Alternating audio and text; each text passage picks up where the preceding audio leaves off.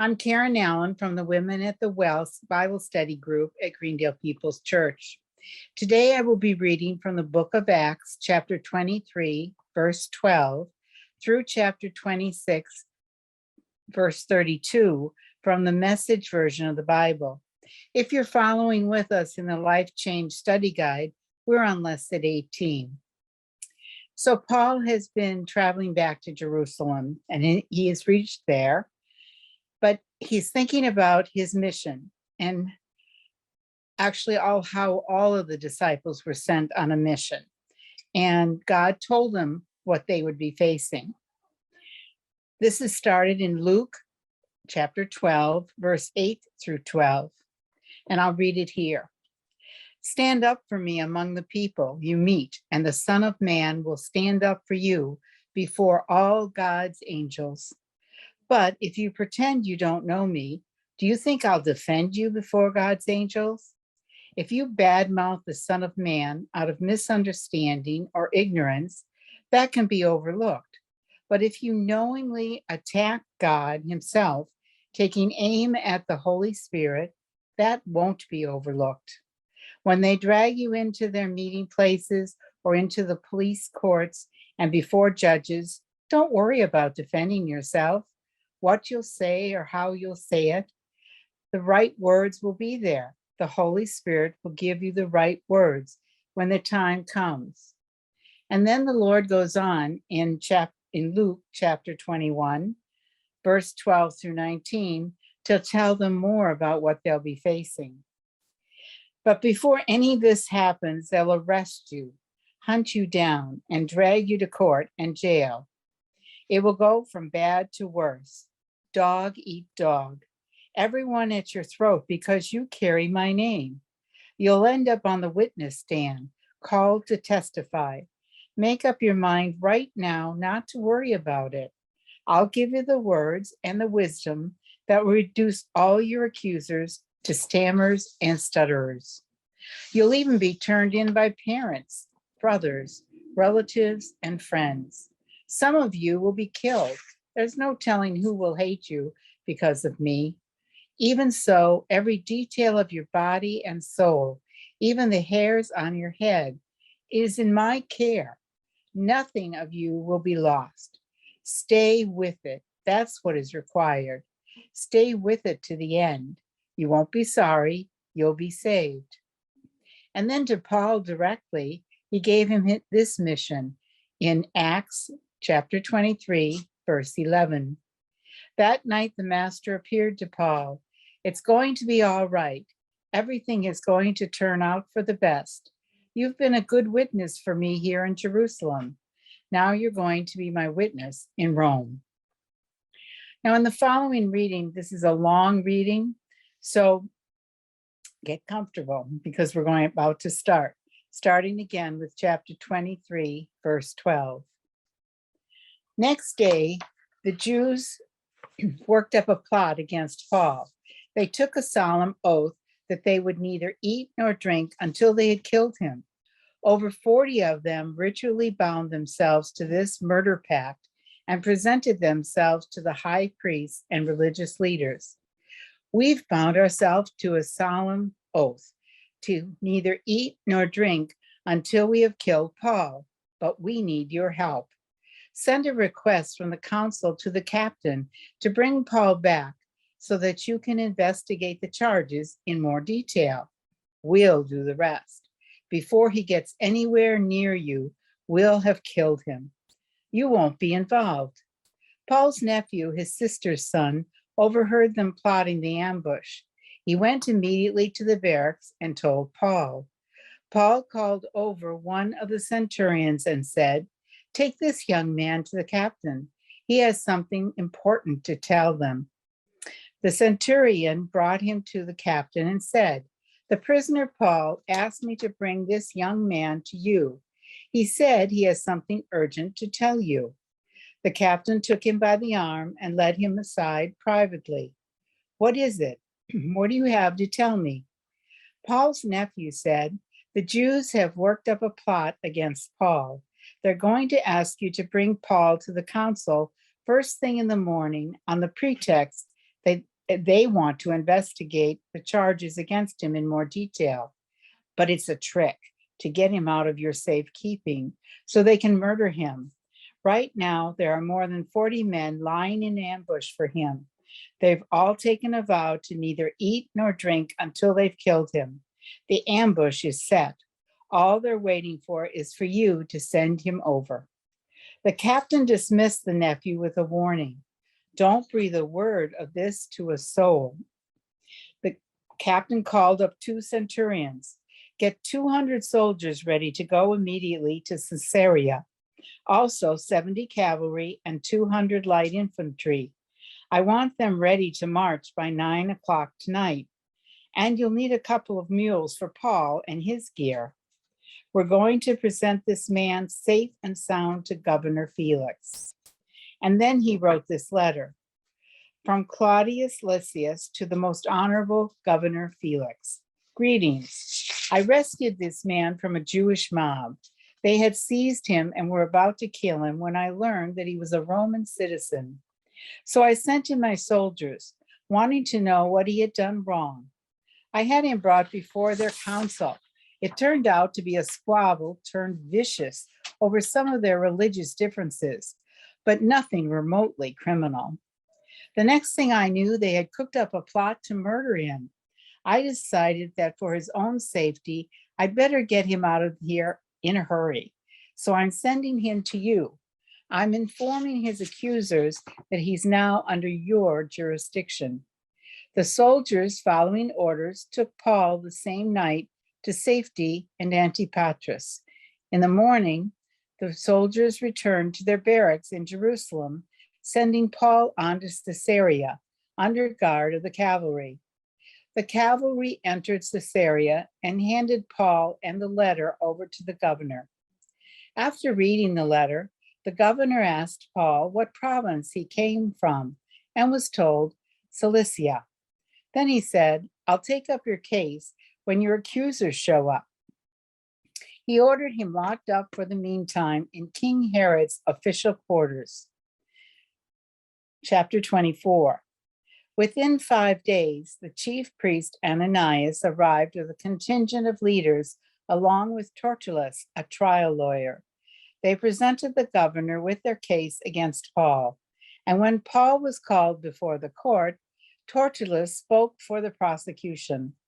Most honorable Felix, we are most grateful in all times and places for your wise and gentle rule. We are much aware that it is because of you and you alone that we enjoy all this peace and gain daily profit from your reforms. I'm not going to tire you with a long speech. I beg your kind indulgence in listening to me. I'll be quite brief. We found this man time and again disturbing the peace, stirring up riots against Jews all over the world. The ringleader of a seditious sect called Nazarenes. He's a bad apple.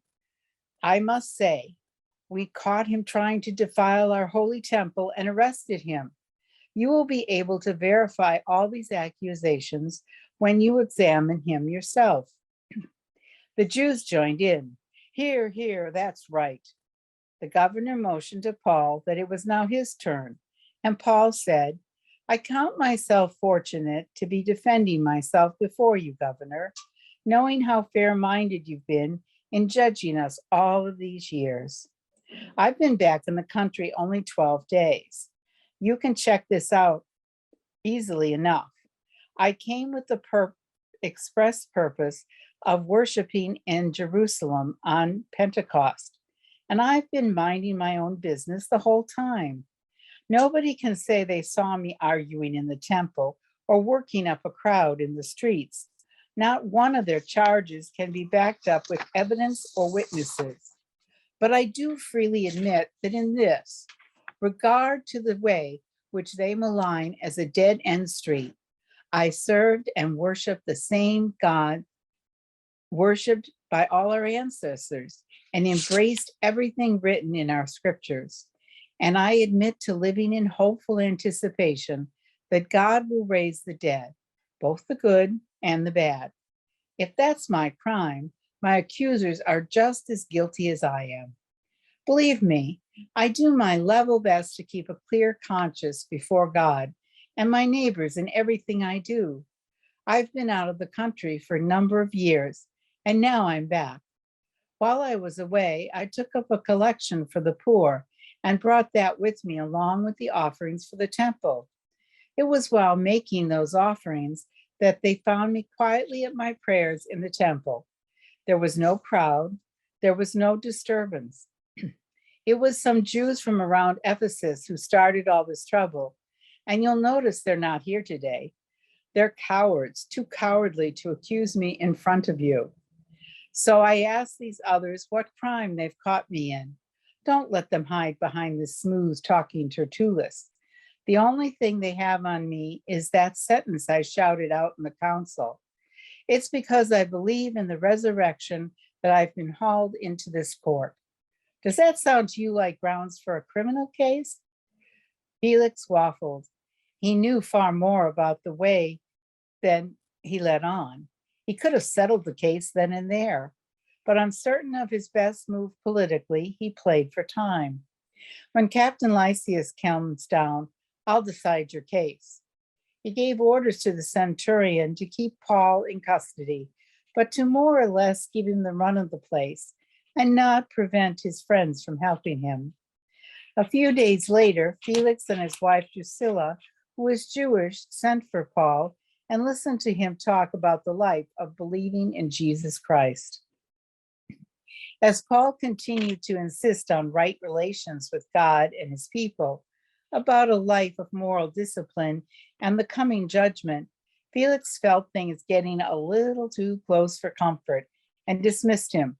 That's enough for today. I'll call you back when it's convenient. At the same time, he was secretly hoping that Paul would offer him a substantial bribe.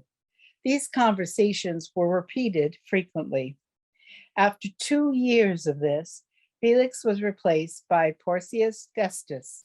Still playing up to the Jews and ignoring justice, Felix left Paul in prison. Chapter 25.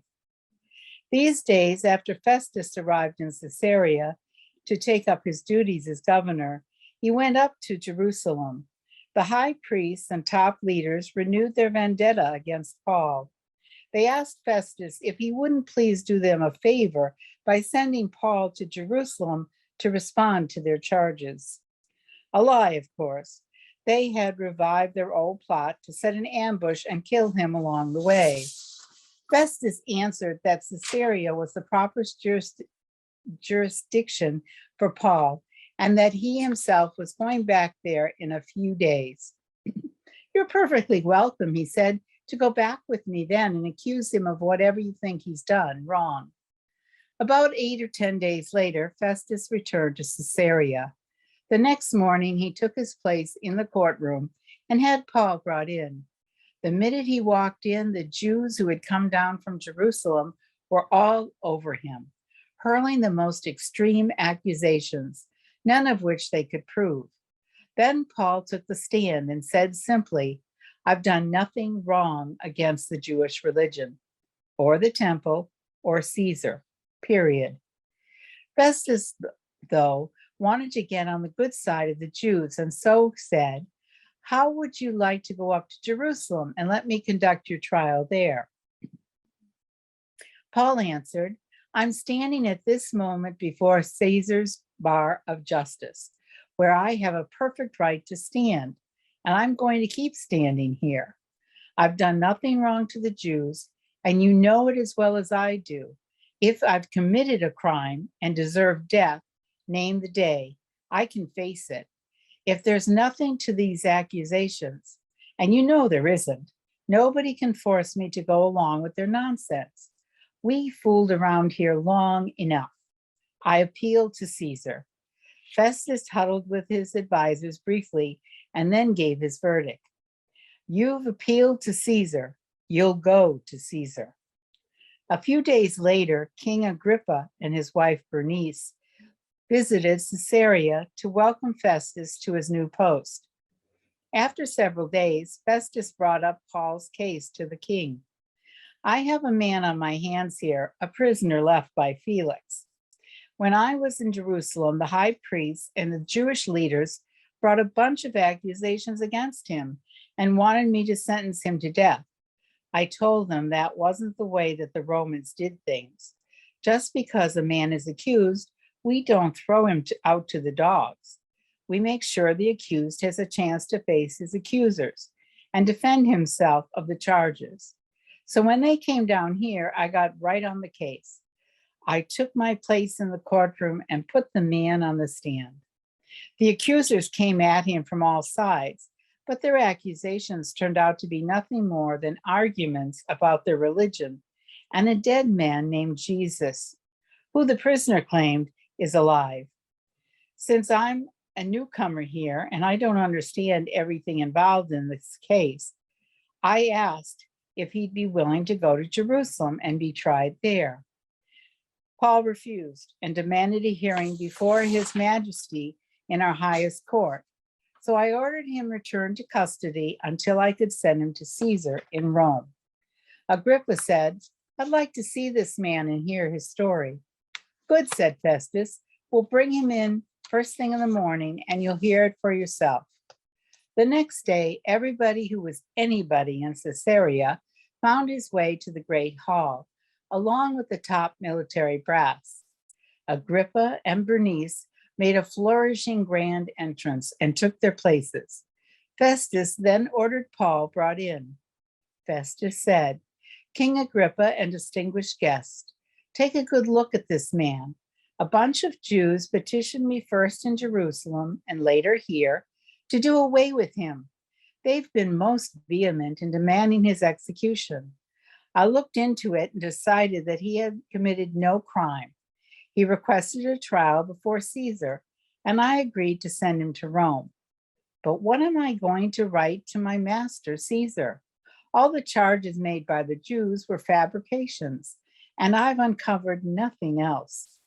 That's why I brought him before this company, and especially you, King Agrippa, so that we can come up with something in the nature of a charge that will hold water.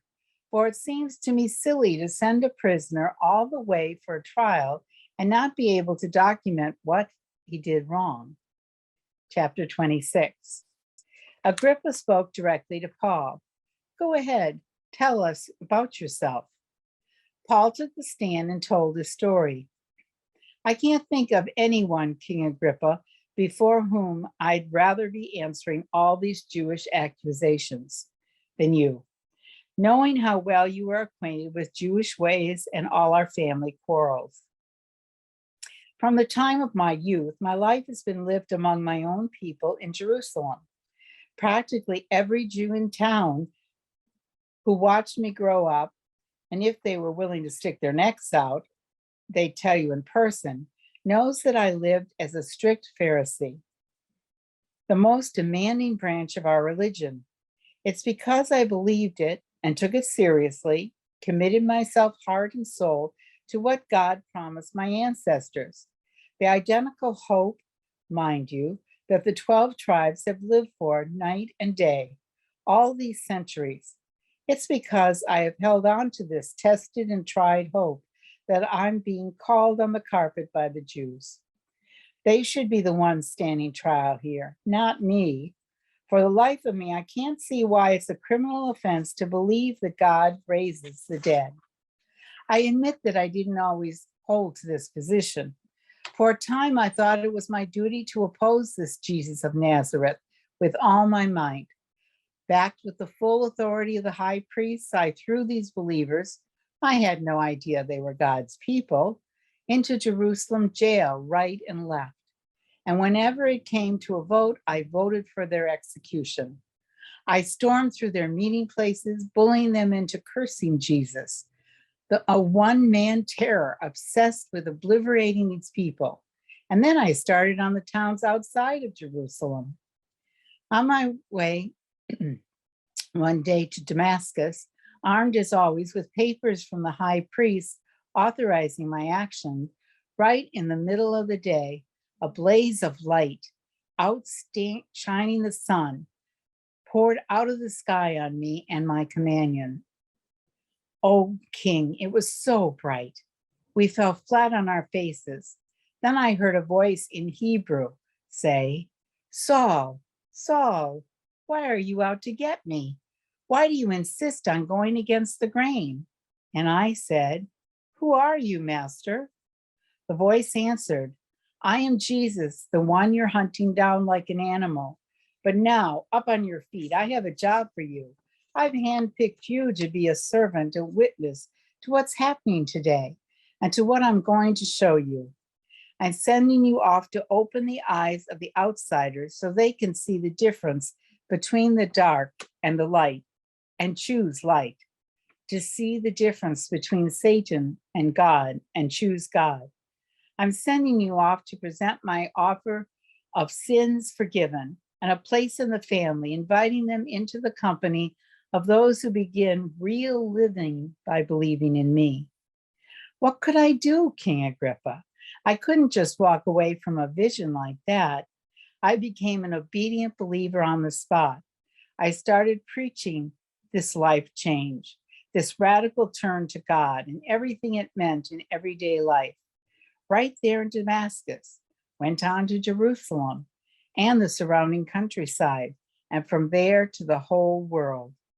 It's because of this whole world dimension that the Jews grabbed me in the temple that day and tried to kill me. They want to keep God for themselves, but God has stood by me just as he promised, and I'm standing here saying what I've been saying to anyone, whether king or child, who will listen. And everything I'm saying is completely in line with what the prophets and Moses said would happen. 1, the Messiah must die. 2, raised from the dead, he would be the first rays of God's daylight shining on people far and near, people both godless and God-fearing. That was too much for Festus. He interrupted with a shout. Paul, you're crazy. You've read too many books, spent too much time staring off into space. Get a grip on yourself. Get back to the real world. But Paul stood his ground. With all respect, Festus, Your Honor, I'm not crazy. I'm both accurate and sane in what I'm saying. The king knows that what I'm talking about. I'm sure that nothing of what I've said sounds crazy to him. He's known all about it for a long time. You must realize that this wasn't done behind the scenes. You believe the prophets, don't you, King Agrippa? Don't answer that. I know you do. But Agrippa did answer. Keep this up much longer and you'll make a Christian out of me. Paul, still in chains, said, That's what I'm praying for, whether now or later. And not only you, but everyone listening today to become like me, except, of course, for this prison jewelry. The king and the governor, along with Bernice and their advisors, got up and went into the next room to talk over what they had heard. They quickly agreed on Paul's innocence, saying, There's nothing in this man deserving prison, let alone death. That was a long reading. So now on to what we want to talk about this reading. In the beginning, Felix was the governor that Paul was presented to.